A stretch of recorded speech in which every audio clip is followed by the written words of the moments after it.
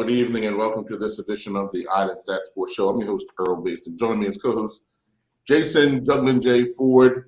We will be joined at the bottom of the hour by Devon Bean, the track and field national coach, to discuss the Carifta team that will depart next week heading to Jamaica for the Carifta Games. Last week we spoke with Ben Smith on the Carifta Swimming Championship team. But this week we will spend some time talking about the Carifta Games team. Two different events or two different sports, Jay, but dealing with the entire Caribbean. We have some medal contenders in this team, some what we consider veterans, people who have been before, and for some it's their first time. And we'll hear from the coach Devon about what he's expecting from what we consider the senior people helping out those junior people. Yeah, hopefully that's going to be very interesting because, like you said, well, first of all, good night to everybody. But no, it's very important that the experience, tries to give some sense of what's going to happen, because a lot of times, and especially you're talking about what major competitions these young ones have even had in the last 2 years, right? So you're gonna have to lean on some of these guys' experience, and not only the older athletes, but also these coaches. You have a wealth of knowledge. Yeah, the good thing is for the ones that have been in Bermuda, they've had 7 or 8 track meets. Mm-hmm. The ones that are overseas, they've started their outdoor seasons. Most of them did compete indoors and had relatively good seasons. Mm-hmm. So they've had the opportunity to compete. Not at the local ones, not at the level in which I know some would like. Some did take the opportunity to go away and compete. But Carifta is a different level. Carifta is a different beast. As you've seen, Bermuda hosted on 3 occasions, but recently 2 occasions where it turns the entire stadium up, and going to it in the Bahamas. It was an amazing experience just to see how they treated it as opposed to how we treated it. And it was a tremendous atmosphere, both at the National Sports Center and in the Bahamas. Mm-hmm. You're absolutely right. And that's what I'm talking about. And not so much the athletes getting, these meets in, but getting these meets in under all these people. Mm-hmm. I'm pretty sure you go to a meet on, up at the stadium and you may get a few hundred of that. Well, we're going to be talking about thousands and thousands of people. And you know some athletes and even entertainers, that's an adjustment for some. Some thrive in it, some do thrive in it, and then some do suffer in it. So these are some things that hopefully, like I said, with the experienced ones, they can pass on their tricks of the trade, what might be able to keep it. Some people love butterflies, some can't stand them, so it's up to the individual, but how do you actually manage that? And that's the things when you talk about a young person who hasn't experienced it, how do they manage it? I know last week we talked with Ben Smith, the national swimming coach, and we talked about the ones that would have missed out due to COVID and aging out of the events. And we have the similar scenario for some of these youngsters who have aged out of the competition and missed that opportunity to have that final year that they would have been looking forward to. But we're back underway, and it's a time for these athletes now to take center stage. You're absolutely right. I mean, we can all say what if, but that's not the way the world works. So it's all about being prepared and ready for when your opportunity does arrive, right? Because even with sports, Earl, you could be mentally, physically prepared, and in 2 seconds you'd be injured. Yeah. It's just that simple, right? So you always have to be prepared, and sometimes your locks can go your way, and sometimes the lock ain't. It's just we've seen it. We saw the national team with our national coach missing a game because of something administrative fault, right? No fault to him, no fault of the team and everything, So we've seen, as Murphy's Law, what can't happen could possibly happen, right? Yeah. So, but it's just about how we deal with it in our life and our journey. Well, sports does take center stage over the next few weeks. on the island, as we will be inundated with overseas athletes taking part. We will see sports that usually are ignored, but then it's locals playing it. Will get center stage, such as track and field. I mean, like I said, you saw there's been 7 or 8 track meets and very little interest from, and we have to talk about it, because I honestly believe some of the media have to take the blame for this. That we don't highlight our athletes until they're actually made it. You can't get Janai Parent-Chief out of the media because he made it. He's done something remarkably well. Yeah. You know what I mean? And we have the likes of D.H. Miners. We have the likes of all these people that are pushing that envelope, opening up that umbrella, pushing that tip. But until they get through that door, it seems like we'll wait. Yeah, it's unfortunate, but Earl, I just we've been in the media for a while, just to see, not just in this particular instance, but we're seeing that there has been a transition of the way you want to expose yourself or be exposed, right? Mm-hmm. Seeing a lot more personal owners on controlling their own narrative, controlling their own media, rather professional sports, or rather as local sports, with the usage of the social media platform. You're seeing more individual, more teams, not depending on the big corporations to push them or give them a push, that they're doing their own. And it's what we're seeing, and I don't want to go too far off track with that, but one thing that has came to mind over this weekend or this week, as we wrap up in a few sports, and also we see national teams, is people trying to get rid of coaches and things of that nature, or calling for coaches' heads when you don't have a good season. So I'm tying it together with this conversation because it all depends on what that corporation or that team, what's the criteria for success. Some, if we're talking about the media side of it, some has no interest, as we know, in local athletes. We know that. Right. So to expect something different, I mean, no, actually, it's not expect nothing different. It's a requirement, Jay. It's a requirement. Well, Earl, like I said, I'm playing devil's advocate. That could be to another company. That can be a requirement. That should be a criteria, right? What I'm saying. But that's why you get into the business. Well, once again, that's your model. Some people don't have the exact same model, and this is the point I'm making. And I could go even as far as deep as when we talk about government supporting the national teams, right? Some countries, it's a major requirement. It's a major push, right? And others, oh, well, hey, we get what we can do for you. So this is what I'm saying. It all depends on that corporation or that committee or that coach or that team. What do they deem success? What's the criteria for success? Do we have the person? So even when we're talking about coaches, well, so quickly say, let's get rid of a coach. Well, first things first, what's the money situation? Because you always got to follow the money. What's the contract like, right?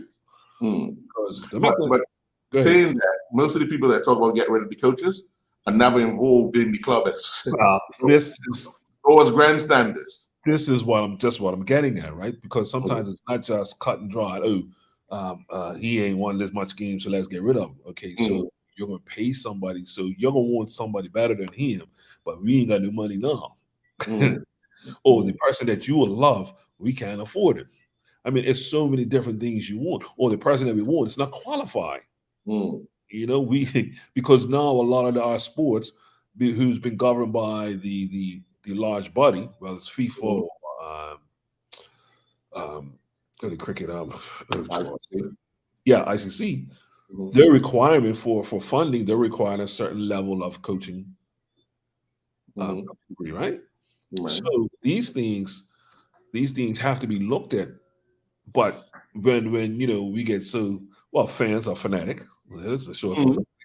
We get caught up in the personal side. We just say, "Oh, let's get rid of them." Okay, well, it's not that easy. I know.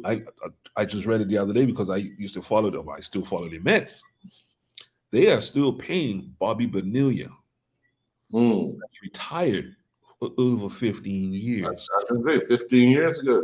plus, Mm. but his contract was backloaded. Mm. He's still getting. Ken Griffey Jr. is Mm-hmm. still being paid by the Cincinnati Reds. Mm. The last time I checked, Mourinho I think he was being paid by 2 teams. Yeah, he would have to be. Yeah. Yeah. At one point, what he signed 5 years with at one point he was being paid by 3. he said, what he signed, a 5-year with United, a 5-year with Tottenham. And I was with Roma. Yeah. Yeah. He just has to show up to work. it's a little bit different, but like I said, getting back to requirements, what we would love to happen in the perfect world is everybody be so passionate about, especially young athletes, local athletes, grassroots athletes, because we know when we talk about social programs, we know some of these sports are saving these kids. Mm-hmm. So we would think, hey, this is a way out for some of them. Why are we not? But guess what? I guarantee, Earl, the same media we're talking about, right? Mm-hmm. Let that individual get a DUI. Or something negative. Yeah. Yeah. Yeah. They can't wait to print, right? Can't wait to blast it. Can't wait to put on social. Can't wait, right? Mm-hmm. Former athlete or this athlete or national squad player or this, that. Oh, can't wait. Yeah. Yeah. But once again, what's their criteria of news or success or media for them? And you're I hate to say you're a dying breed, bro. You're but a dying breed. because we often talk about just that, and I'm one of those. Why don't you put where the person worked, as opposed to what sport they play? Because remember, that sport is recreational in most cases. I could see if that was the career. But what is their career if something happens? Well, like I said, it's. I just number one, Earl. For the most part, when we're talking about coaches and stuff like that, we're talking about leaders of people, right? Whether it's an individual athlete. Well, I'm really talking about sport in general. I'm not talking about individuals in sport. But I'm using the same way as companies, right?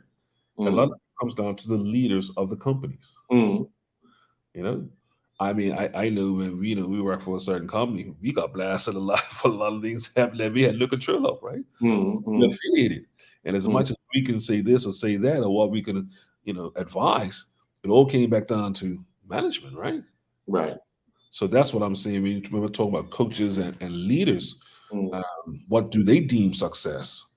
You as the worker or you as the athlete, sometimes you're just subjected to these things, and yeah, some people hang around and some people don't. We see that with athletes, even in a isolated sport like track and field, right? You're seeing some athletes change coaches. Yeah. Well, we're seeing boxers change coaches. Like, okay, we know that. Right. First of all, you was thinking, well, hold on, you just got knocked out. You might want to just let that heal a little bit before you start get rid of some. You heard you ringing in his ear. But we're seeing it. We have seen it, right? Yeah. We've seen it. So it's I was just saying that because, like I said, we're coming to the end of football season here. Now, I watch every Sunday with the football show, and I always hear about coaches. And even when we was doing the show years ago, we was always laughing about coaches might be on the hot seat of this seat and that seat. But when we're talking about an amateur, a lot of these guys, some are getting paid and some are not. Right. Some are doing it because they're club people. Yeah, and I mean, some coaches have the great lesson plans. Look at all these things in a binder, but when they get to the field, it's them. and 9 times out of 10, 3 guys that can make the team. Oh, those are early, right? But this is where sometimes you play those guys and sit your back. But put it this way, everybody wants to win. See. But Earl, some of those teams, guess what? They have no choice to play these guys. That's all I know. I'm talking about the ones that that do have that option that refuse to play those players So, because all they want to do is win. so once again, we talk about coaches. Once again, is the emphasis on winning or the emphasis on development, right? Well, that's up to the individual club and what they hired the guy to do.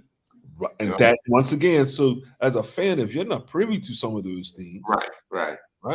Well, I'm pretty sure they can have a membership meeting. You could be a fan. If you're not a member, you won't know unless somebody tell you. Yeah, because take for instance, Earl, your team is in shambles. He said, "Look, I can go in and do a good job. I'm gonna need about 3 years." Right. Don't judge me off the first one. Yeah. Probably don't need probably judge me off the second one. Because the second one, I'll probably be just on to implement stuff what I want. First, I got to stamp out all the bad habits or whatever. Right. So let's talk at the end of the second half. I mean, the end of the first half of the second year. Yeah. If we're heading in the right direction, are we still heading in where we said we wanted to go? Right. Yeah. So it's these conversations that, like I said, fans are not privy to, and right. We have to be careful because sometimes, as we say, the grass is not always greener, right, on the other side. Especially when you're talking about leaders. There's different types of leaders. We know coaches, some could be very boisterous and some could be silent. So it's when you're talking about leading people, you have to be very careful because sometimes the opposite happens to the team emotionally and just a different, discipline. I'm pretty sure in your lifetime you've had probably multiple coaches, some that coached you hard, and then you went to one who was now when somebody coaches you hard, you're wishing probably for somebody to coach you softer. Right. Then when you get that coaches like, man, I really miss. Yeah. You don't know what you have until it's going. Yeah. So it's interesting to see what's going to happen in the next few weeks. Sure. I'd like to see these especially in football league with the title race is over for the Premier Division, but the relegation, it looks like that's gonna be interesting for the last. That might be over too. We'll talk about that when we come back. We're gonna take a quick commercial break. We'll be right back. Good.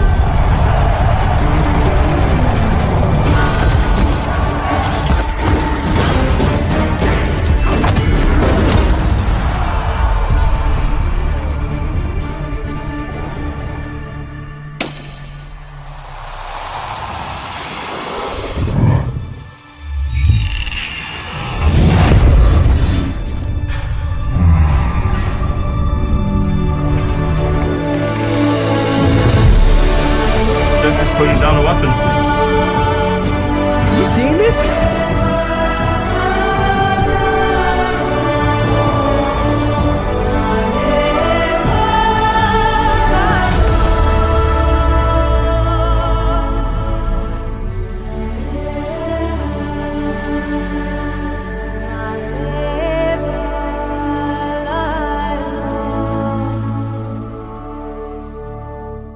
This month, John Barrett & Son bring us a premium thirst quencher from North Carolina, the Blue Ultra Purified Water. Many other bottled waters use reverse osmosis to reach an acceptable level of purity. Le Bleu uses a 5-step purification process, which includes fractional vapor compression, distillation, and ozonation, assuring purity and a unique, appealing flavor. Consumer testimony repeatedly praises the taste of Le Bleu compared to the other brands, and this, along with superior purity, makes Le Bleu a must-try. Lindo's, why go anyplace else?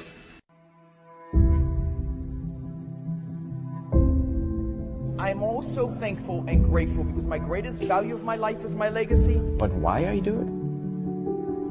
I feel supposed to do it. I was put here to be here, to do what I'm doing right now.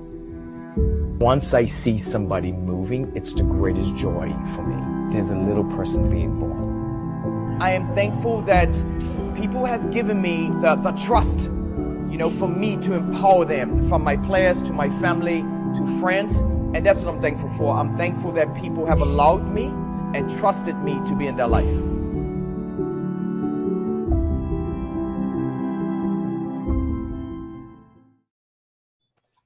Welcome back. Yeah, as we were going to the break, you were talking about it. Yeah, both the Premier and First Division titles have been won.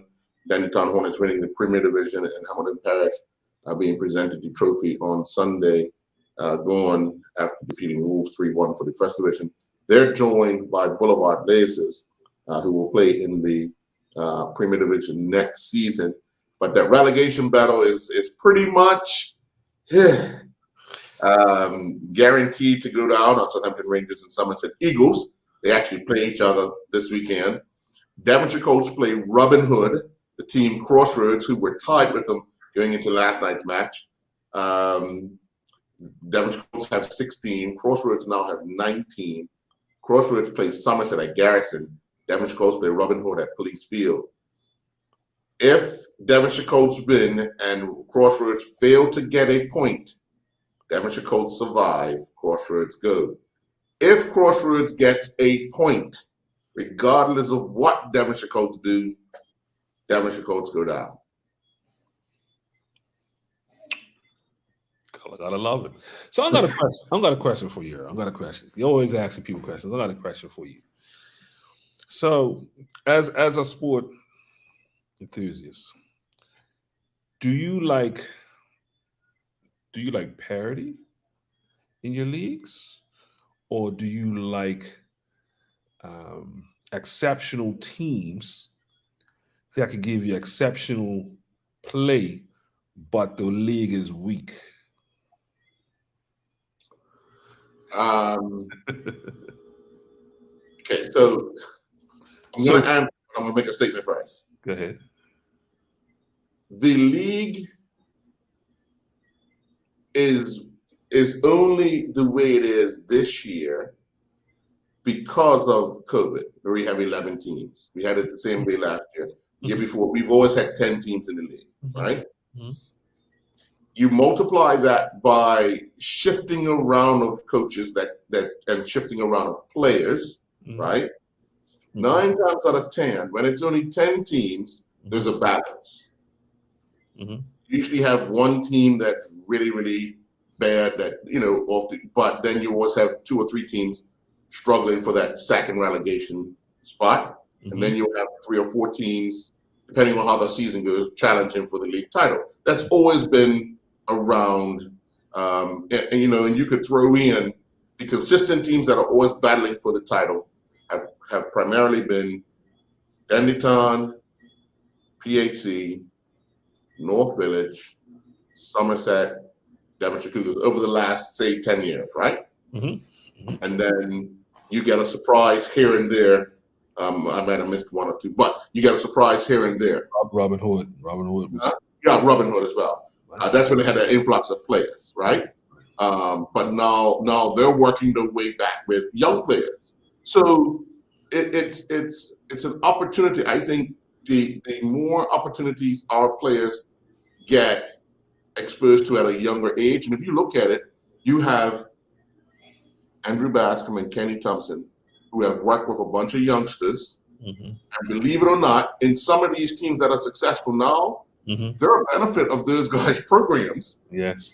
At a young age that then went to their club or had special lessons with these guys and went to their clubs. Now you see more of the experienced guys going down to the youth level to give them that platform. Now, on top of that, you have a whole bunch of kids, young people going away, playing in academies, playing, for boarding schools and all that. So I think, to be honest, next season you'll see a more equal league because it'll only be 10 teams.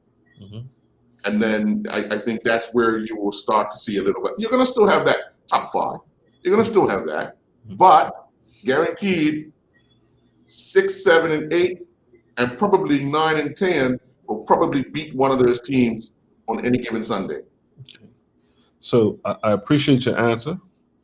I really wasn't talking about the local sport, but you haven't answered the question. I know. I told you I was going to give you a statement first. Your statement. So what's your answer for the question? I like the parity. Okay. Yeah. And I sort of knew that, right? Yeah. But no, I say that because even just over the last week, a few days, I still watch a lot of college sports. So just with NCAA women's and men's, especially women's, over the past 20 years has been dominated by about 2 teams, right? Yeah. Yeah. And we've seen somewhat of a shift in that. Mhm. The men's this year was like, it was okay. Mostly all the number one seeds went up besides one, really, right? Mhm. So you saw, and that's obviously, like I said, a lot of layers where players leaving early and different things like that, right? So just like you're saying, there's so many factors, but as a sported fan, I love the parity because everybody feels they can win, and that's They have as an opportunity. as an athlete, nobody wants to go and play and think, man, we're gonna get win today. We're gonna You get want us to believe Watford, who's in relegation, Everton, who's in relegation battle. You don't think they go into every game thinking that they could possibly win a game? They just need a little bit of luck, change of luck, yeah, and you know what I mean. And but that's what I like because okay, Manchester City and Liverpool have kind of run away. It's a two-horse battle that should be decided. Well, some statement should be made this weekend. yeah. But you know, but then again, there's still that element of surprise with those lower teams because you know you still have rivalry weekend to come. Yeah.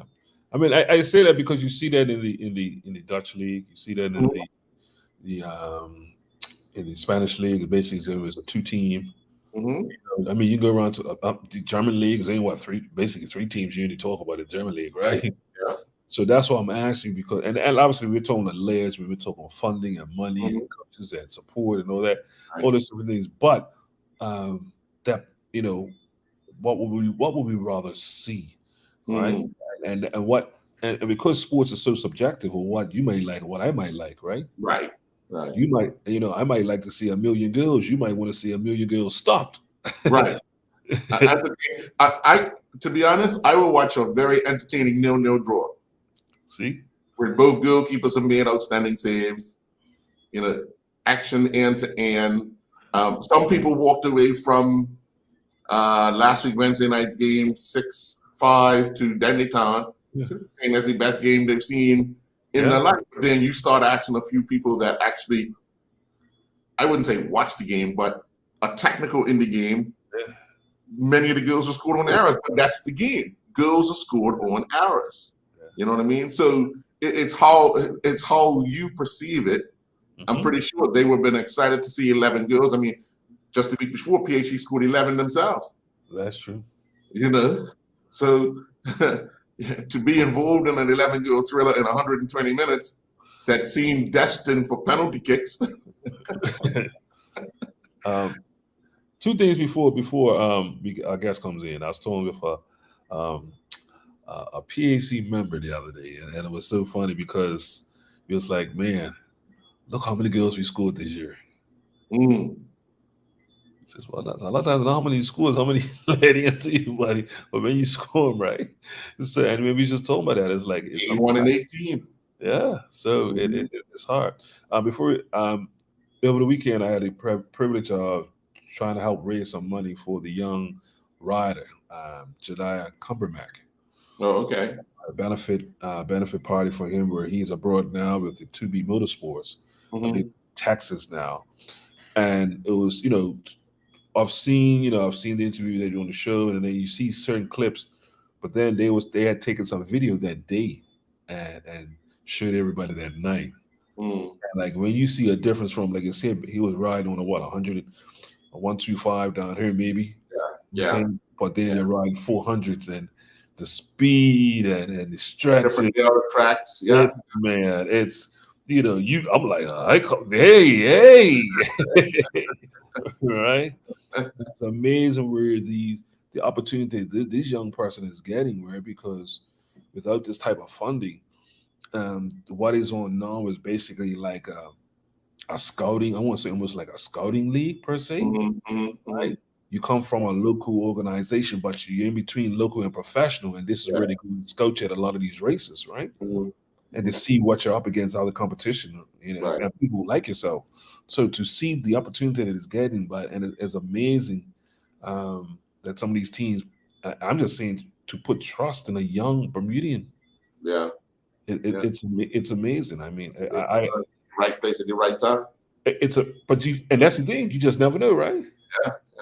So always want to do your best. We're going to take another commercial break. And when we come back, we're going to be joined by Devon Bean, the Bermuda National Athletic Association's national coach. We'll be right back. The history of everyday use of spices extends back thousands of years into antiquity. Since 1976, the Frontier Natural Foods Co-op has been bringing a wide range of exciting and authentic flavors to the table. A comprehensive range of ancient traditional herbs and spices produced organically and sustainably. The results are good news for the environment and more robust, fragrant essential oils in these natural seasonings. This month, we're featuring Frontier Natural Products, at least 95% organic salt-free lemon pepper. Lindo's. Why go anyplace else?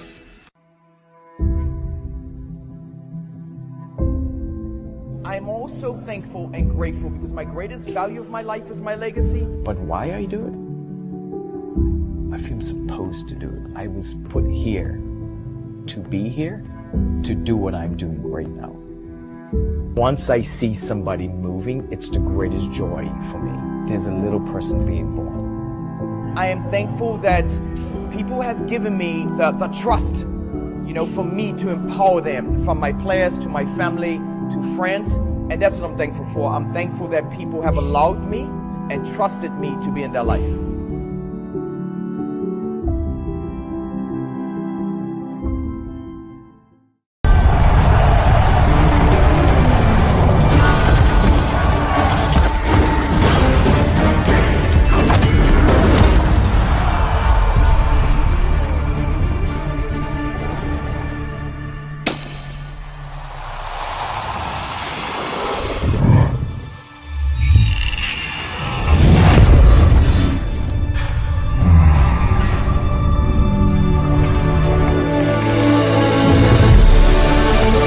Putting down the weapons. You seeing this?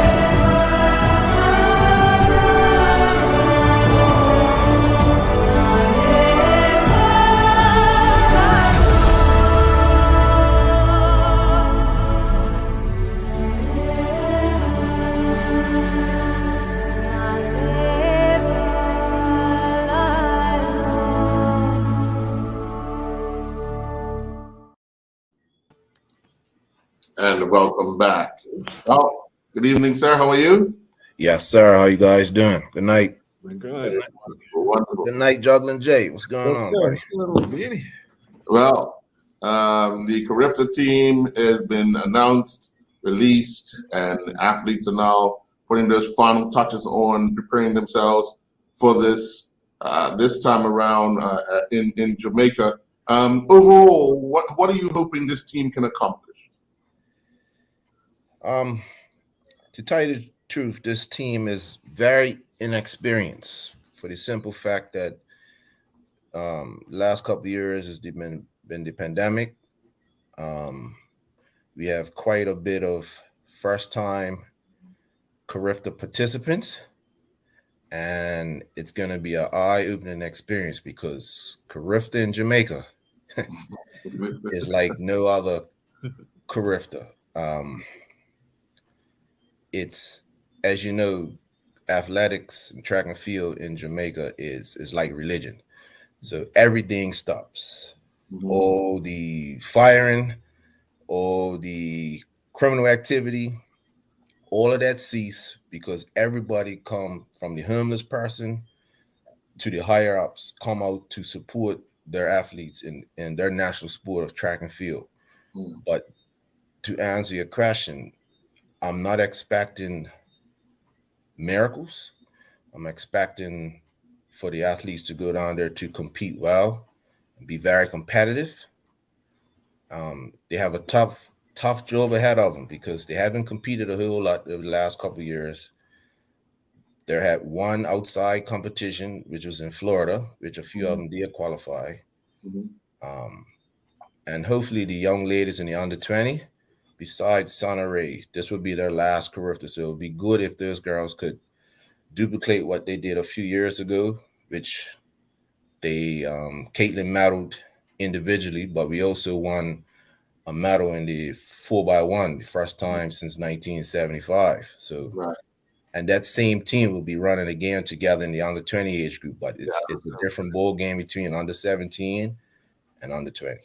Yeah, the difference would be the fact that they're now aged through that, and like you said, 3 of them their last year, where that's the year you want to make your most noise because it's your final year. Sometimes in age group events, if they would have competed the following year, they'd have been at the bottom end of the under 20s. Yes. And now they're at the top end of under 20s. Correct. So, you know, and each of them have been in school and had a good year indoor and even started the outdoor season under their belt. So the opportunity now for them to click, and 3 of them at the same school. So Yes, sir. you just have to slide Sana in and figure out where you do that exchange. Would you consider putting them in the same spots?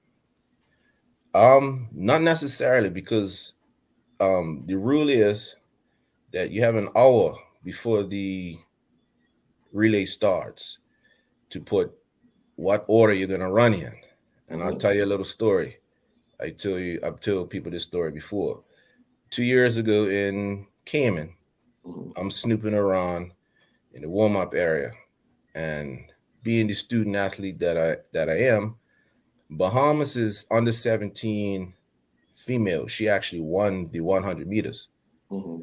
But I was snooping around and I realized that they had her running anchor leg, which is, most people run their fastest person either second or ankle, because that's considered the glory leg, right? Yes. But I told the coaches, we discussed it. I said, look, I think Bahamas is making a big mistake because they're waiting to use their ace in the hole too late. By the time she gets the stick, I think they're going to be too far behind. So what we did, we stacked the deck, as I called it. We kind of put our fastest runners up front. We had Caitlin start to Katora to Sonneray, and Miss Parsons, Zakeja, actually made the final in the under 17. So I know she had some horse legs in her, and I was thinking if we got the baton far enough ahead, then it'll be too late. So it was Jamaica, Bahamas, Trinidad, and us. And to answer your question, it's all about shuffling the deck to see what's what. If I had to say again, I would probably run them in the same order, but it all depends on what the coaches see down there that will give us a opportunity to medal again. Right. Yeah. And clearly, before I let Jay ask the question, clearly there's going to be a lot of pressure on someone like Caitlin, you know, in the under 20 girls, Sancho and Nairobi in the under 20 boys, because they're what we would consider the household names around the sport right now in the age groups. How do you plan to manage them to ensure that they stay as calm as possible to get the best performance you can out of them? Well, those guys are pretty seasoned, so it's just opportunity for us coaches to keep them as calm as possible. Reassure them that, you know, they worked hard, to put in the work, they deserve to be here, and just go out there and kind of relive, because what you have to do sometimes as athletes, not every day is going to be your best day, but if you can go back into your thoughts, what you felt like on those days where you really competed well, if you able to duplicate that, especially in your mindset, that I think you'll be okay. But it's more or less just keeping them calm. They know what they have to do. Those guys are really students of the sport. They know what they have to do. I mean, look what happened last time. They kind of work together like the Kenyans do. Very seldom we have two athletes in an event where they can kind of work together. And Sancho, you know, knowing what his strengths are, took the pace out, took kind of the sting out of the legs, and they kind of worked together. It worked out where, you know, that was a medal that was totally unexpected. We thought Nairobi would medal, but to get the gold, it was set up perfect for him, and he took the opportunity. And as I always say, if you can get in the final anything can happen in the final, right? People get injured, people trip. Hopefully it's not you, but you just never know. Right. Jay? Hey, Devon, I know when you get to this point of the game, as we would say, a lot of the coaching has basically been done. You've coached your athletes up. So a lot of things is trying to manage the event or manage the athlete. There's a couple of things that come to mind. You mentioned Jamaica. Jamaica, I just looked it up just now. Jamaica's 82 degrees as we speak, which a Yeah. lot of athletes are on the East Coast during the during the winter season. They haven't seen 80 degrees in a long time, right? And so Correct. there's going to be some adjustment there. Also, we just prior to you coming on, you mentioned a brief bit of it, of the crowds, the passionate crowd in Jamaica. We know some athletes, and it'd be a question even for yourself. We know some athletes thrive for that noise, and then we know some athletes are trying to zone out as much as possible, whether it's headphones or music or whatever. But you see some athletes actually egg it on. Questions for you. Obviously, how do you get your athletes prepared for the temperature? Obviously, and also how do you try to manage their individual athletes as when it comes to the crowds? Very good questions, Mr. Ford, Juggler J. Let's use yes.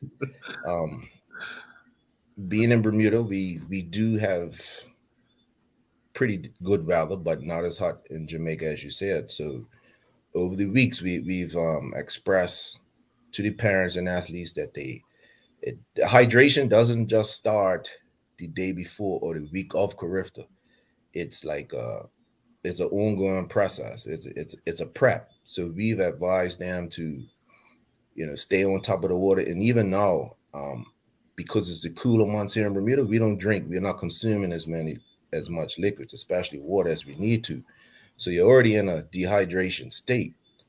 So we're leaving it up to the parents and we're leaving it up to the athletes to try to get them to consume enough liquids, get enough rest, put those PlayStations and the rest of it down, because when you go to Carifta, even though Carifta is a developmental meet, it's still considered the best track and field age group championships next to the World Junior Championships. And every last university coach is going to be there to recruit. So it's a marriage it's a three-way marriage, let's put it that way, between coach, athlete, and parent, because some of them are kind of young to understand the importance of getting rest and staying hydrated and getting the right nutrition. On another note, we're staying at the University of West Indies. We're not staying in hotels. So this is going to be an adjustment for the newcomers as well, because the last time I stayed there, I could tell you, this is back in 2006, there was no AC and there was no hot water. And I was there for 2 weeks to do a training course, and you just have to adapt, right? And I explained in a meeting the other day to the parents that it's not going to be Grotto Bay. It's not going to be mama or auntie or godma's house where everything's cushiony. You're going to have to adjust to the food.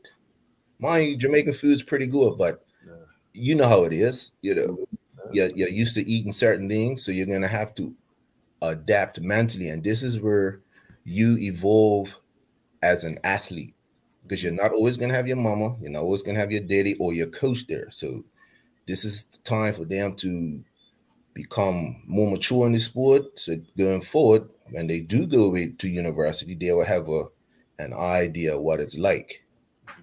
Now, getting back to the crowds, this is something where us coaches have to be really mindful about, because as you said, we have some athletes that thrive off of that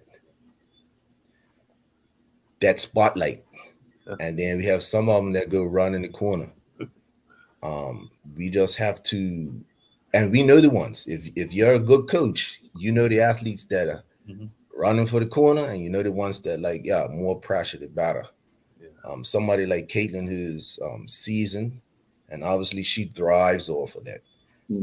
Sancho, Nairobi, to name a few. We have a few in the under 17 age group that that thrive off of the spotlight. I have a young man in the under 17 age group. Is a sprinter. He's a soccer player and plays for Dandytown. Mm.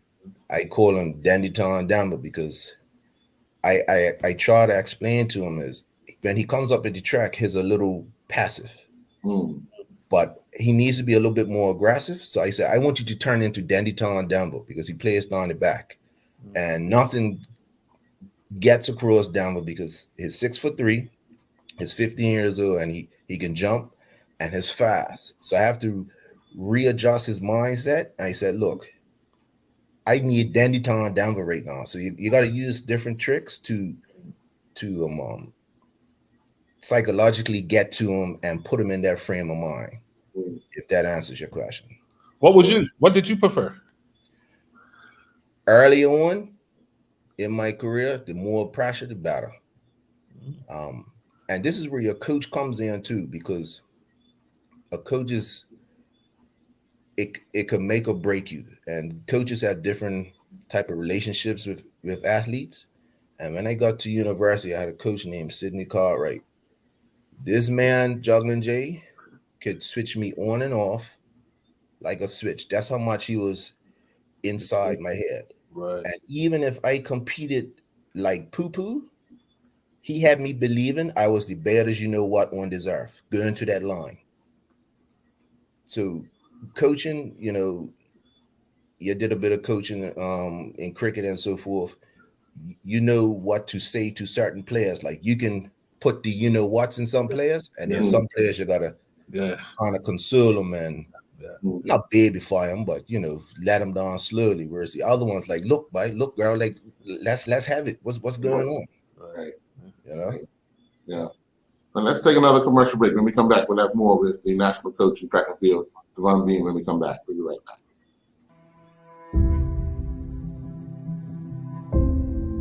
I'm also thankful and grateful because my greatest value of my life is my legacy. But why I do it?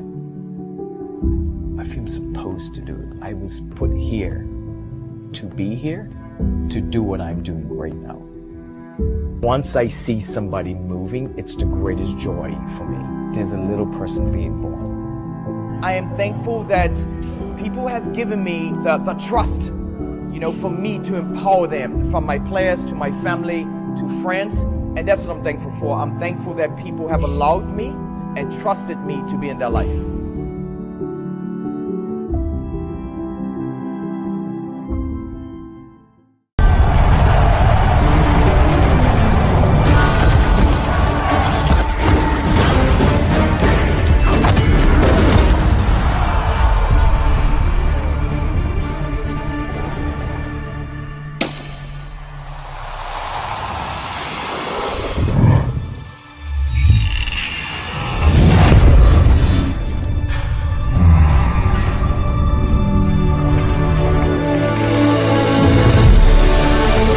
Putting down the weapons.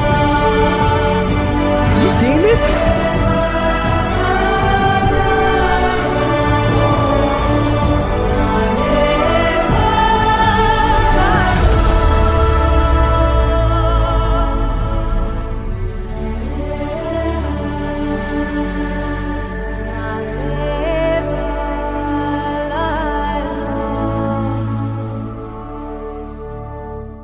Most of us identify pasta with the joys of Italian food, the most popular cuisine on the planet. After all, pasta is the staple food of Italy, where hundreds of varieties are enjoyed daily. While traveling in the Far East, the founder of the Explore Cuisine company was surprised and impressed by the variety of exotic pastas he found, sampled, and enjoyed there, and resolved to bring this knowledge back to enrich the cuisine of the West. This month, we're featuring delicious Explore Cuisine organic mung bean fettuccine and black bean spaghetti.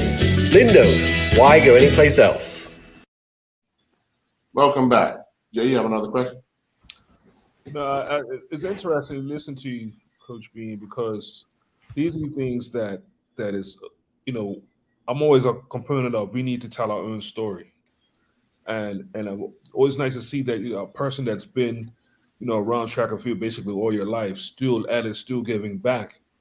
But why would hopefully, and I don't know if this is on your radar, but as a coach, I'm hoping that daily that you're in Jamaica, you do a personal video journal for yourself that can be used as a tool not only for yourself during these times, but also coming years. Because a lot of times it's hard for us to recap moments when we're just going off of memory. Um, it's, Correct. sometimes we came third, where we came fifth, right? But because what we said, that story gets embellished, and probably 5 years from now we came second, and then Earl he probably said he came first, I did. Yeah. but my point is when we even if we say in the morning you either talking about reflection of the day going or what you're looking forward for the day, it's also how as a coach, how you can evolve as a coach, and to see what things, and you're recording that time and moment. And I think these are some of the tools that we got to use our technical capabilities that we do have at our hand to give us these tools, because this generation is guided by a lot of these technical things that we're talking about. So I'm just wondering if you're using some of the new technical stuff, or because a lot of coaches want to just stay old school per se with the old, this is what works. But then I know there's a lot of coaches are built on analytics, right? You know, Correct. so I'm just wondering, for you personally, what is your personal development like? Um, I'm not gonna lie to you. I'm not very techy. I'm still the old school type of coach that. But on the other hand, if I look back at what I did as an athlete and even as a semi-pro or pro athlete, my coaches made mistakes, and they told me that over the years we did too much of this and not enough of this. So what I've tried to do is just garner what I've learned on coaching courses, my personal experience as a professional athlete, as well as some of the stuff that coaches like Cal Simons, Yes. Jerry Swan, who made me the athlete that I am today. Because you don't want to throw the baby out with the bathwater. And one thing about the great ones, whether it's cricket, football, tennis, they do the simple things well, and that's what it boils down to. Um, as you know, in any sport, everything is about recovery and this new thing called load management, right? Yeah. Which plays a part, but I think it's been overused. And while I do agree with load management, sometimes I think because of the new age athlete that didn't go outside and slide down the hill on Formica and ride all over the island and climb the trees, you still have to implement some of those old school running the sand dunes or the arboretum, as opposed to bringing up your laptop and putting on Dartfish, which is good, right? But at this level, is more or less teaching them these simple things and having them to do it well. And it's funny you said that, because I've had a wonderful experience as a coach. I'm going to tell you the reason why. About 12 years ago, I had the opportunity to take a coaching course, chief coaching course in Jamaica, like I said. And the one of the highlights of my coaching career is I had Lauren Seagrave, who is a pioneer in track and field, who, if you say Lauren Seagrave in the sport of track and field, everybody will know who you are, know who he is. It's very analytical. He comes from a biomechanical and physiology background. He was a head lecturer. But I also had Paul Francis. I don't know if you know who Paul Francis is. Paul Francis is one of the top coaches at the MVP club in Jamaica, which coach Shelly Ann Fraser Price, coach Asafa Paul, coach Elaine Thompson, coach Michael Frater, all of these guys. And I also had a guy named Patrick Dawson, who came out of the Racers Track Club. Racers meaning Glenn Mills, Usain Bolt, Johan Blake, And the list goes on and on. And each night we had to come up with a training program for a blank athlete. So to tell you, they gave us a blank sheet and they said, look, this is a 200-meter athlete. She's a female. She has a training age of 3 years. Her personal best is this. How can you help this athlete? And you had to put in 2-a-day training sessions. You could put in massage therapy. You can put in strength training. And basically, it's like you had a dissertation every night. And you had to defend this in front of these gentlemen. Now, all these gentlemen, like I said, Lawrence Seagrave, his coach, world record holders, his coached Olympic medalists, as well as the MVP group, as well as the racers group. But, Juggling Jason, it was funny. While they did a lot of things similar, they did a lot of things different. And it was a amazing experience. And Xavier James was one that coaching course with me as well. And we was just like sitting back and like, look, you got Lawrence Seagrave, you got Paul Francis, and you got Patrick Dawson. All these guys are coached world record holders, Olympic medalists, and they're still bumping heads. Like, no, we don't do that. We do this. But a lot of things they did different. So to answer your question, that experience right there, and I have all the information. So they gave us on a little flash drive. And sometimes I have to go back in the archive and pull out the slides and say, okay, we did this, we did this. This is how these guys do that. And one thing about coaching, I used to think it's these magical workouts that these athletes are doing. And it's not that. It's sort of like making soup, Jason. Mm. You might put your onions in before your potatoes and so forth. So it's just a matter of how you mix it up. But everybody come to a common point at some point. Right. But at the end of the day, the great ones do these simple things well. Whether it's your swing, whether it's your foot contact, whether it's your hip positioning, they do their things well. And as a coach, you don't try to make another athlete look like the professionals because they can get away with those things. We have to do things a little bit different because they're so superior. They can get away because if you look at Usain Bolt, I'm going to use him. He wasn't the most technically sound sprinter, but he was 6'5". He weighed over 200 pounds, and he can move those long limbs like somebody my height, a 5'10" guy. On paper, you cannot beat that. That's just basic physics and math. While he is taking 41 steps, everybody else is taking 45, 44. So, yeah, man. Of late, we were kind of getting into the medal count in the longer distances. We only have 2 that's going 1,500 this time around. Are we shifting back to the days of Bermuda Sprint? That's a good question. Because of the pandemic, I really can't really answer that question because it was a time there were the middle distance. We had quite a bit of middle distance, and it seems like you said the shift is going back to the sprints now.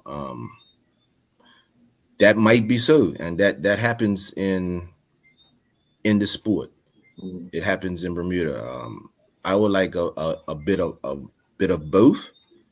I really wanted to capitalize on the relay events because everybody shun a relay medal, and just think about it. A relay medal is, even though track and field is considered an individual sport, you take 40 best athletes, 4-year best athletes, and they have to come together. And you know, there's math questions, Juggling Jay, that you used to have in school. If one train leaves at this point and the other train leaves at this point, where they're going to meet, just imagine you got 2 people that's coming in at 22 miles an hour and you're trying to get a stick around. How difficult that could be. The trust you have to have with one another and all those types of things, man. It's amazing. It's an amazing experience to, yes, it's nice that I got an individual medal, but I could tell you, you can ask those girls when they won that medal, and we didn't have a whole lot of time to do exchanges because Caitlin was away. Sonaray was, I think everybody was here besides Caitlin, but we had to meshed them together, and neither of them had passed the stick to one another. So it becomes trust, and when everybody trusts one another and you're just on point, the relay is one of these most special. Everybody likes the relays, right? Yeah. So, Earl, I'm a sprinter at heart. Mm-hmm. I think we deserve a sprint medal, but as you know, to win medals in the sprints in this region is hard because globally, our region dominate the sprints, right? All the islands, Shanae Miller, Stephen Gardner, Usain Bolt, and Shelly Ann, and every last one of them have come through Carifta. So what does that tell you? Yeah. So if you can medal at Carifta or even make the final at Carifta in a sprinting event, you're halfway there to becoming a global superstar. Any final questions, Jay? No, man. I once again, I just want to say thank you, Devon, for all your years of sticking to it, because for somebody that's been around as long as you have, I want to say how long, but as long as you have, burnout is real, especially with and then through this pandemic, we've seen we've spoken with Coach Smith last week how you just lost some athletes due to COVID, right? Yes. So to see you guys still sticking at it, and then I'm pretty sure that the likes of Kyle Simons and these guys, they make it easy for you, because you look at these guys and say, okay, well, if I'm not giving in the towel yet, why am I? So exactly. I just want to say thank you, man, for sticking to our young people, man, and we need you. We definitely need you, and I appreciate you. Thank you. I appreciate it. That's why one thing, not to ravel on, but that's one thing that I try to us coaches rather put to the board, that the team that we have, like you said, they're stuck around, the parents are stuck around through thick and thin with us. And, while most of them didn't qualify, we felt that they put in enough work and commitment and sacrifice that they deserve to be on this team and represent Bermuda and their family as well. Mm-hmm. Well, we want to wish you and the team all the best. Your coaching team as well. It's not going to be an easy task, but I know you guys will get them to represent Bermuda to the best of their ability, themselves and their families as well. So good luck. We'll stay in touch. Thank you, sir. Thank you for having me. All right. John Jay, I'll see you around, buddy. Yes, sir. We're going to take another commercial break. When we come back, we'll wrap up this edition of the Islands Dad Sports Show. Thank you, Devon.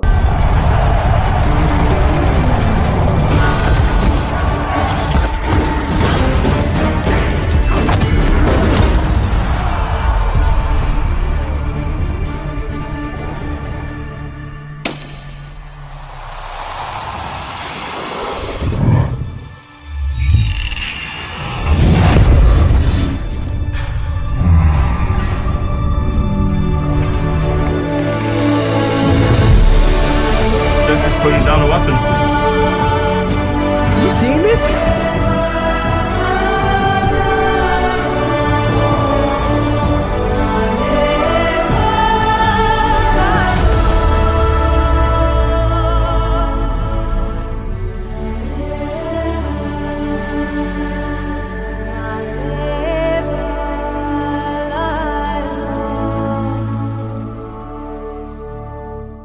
Most of us acknowledge that there's something special about organic food. To be sure, organically grown foods are cleaner and devoid of toxic pesticides, genetic modification, antibiotics, and growth hormones. And reports that the flavors of these foods are accordingly bolder and more authentic surely resonate with lovers of good eats. Field Day is a producer of organics who deliver on these promises and ingeniously add affordability to the mix. Good news for us thrifty consumers. We're featuring Field Day Organic Grade A Maple Syrup. Lindo's, why go anyplace else? I'm also thankful and grateful because my greatest value of my life is my legacy. But why I do it? I feel supposed to do it. I was put here to be here, to do what I'm doing right now. Once I see somebody moving, it's the greatest joy for me. There's a little person being born. I am thankful that people have given me the trust, for me to empower them, from my players to my family to friends. And that's what I'm thankful for. I'm thankful that people have allowed me and trusted me to be in their life.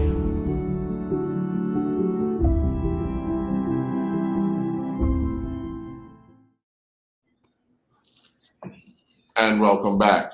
Well, Jay, again, we want to wish the Terrific Games team all the best going to Jamaica.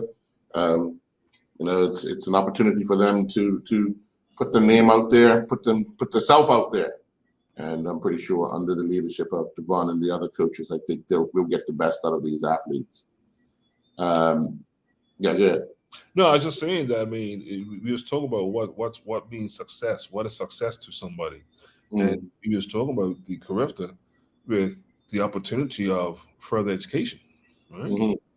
You know, you might not medal, but your coach is on there says, you know what, I could use that athlete in my team. I could use, so these are the things that athlete might be upset that they don't medal, whatever, in the finals, but they, like I said, they might have an opportunity to garner some further education. So these are the things that, all the preparation that you do, all the training you do, and the coaches, I'm pretty sure, have stressed is that, when the opportunity comes, it's up to you now to take it on and thrive. And hopefully we've managed as best as we can, because I'm pretty sure it wasn't easy for these coaches trying to manage through the pandemic, coaching regimes, and what's ideal.